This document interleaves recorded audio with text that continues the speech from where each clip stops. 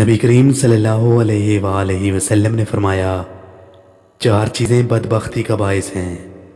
Number 1، پچھلے گناہوں کو بھول جانا، حالانکہ وہ اللہ کے پاس محفوظ ہیں۔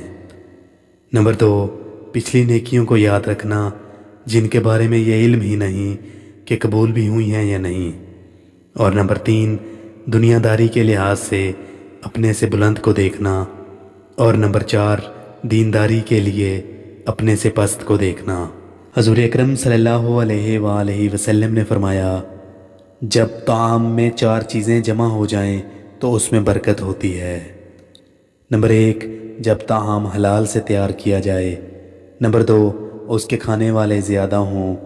نمبر 3، ابتدا میں بسم اللہ پڑھی جائے۔ اور نمبر 4، آخر میں الحمدللہ پڑھا جائے۔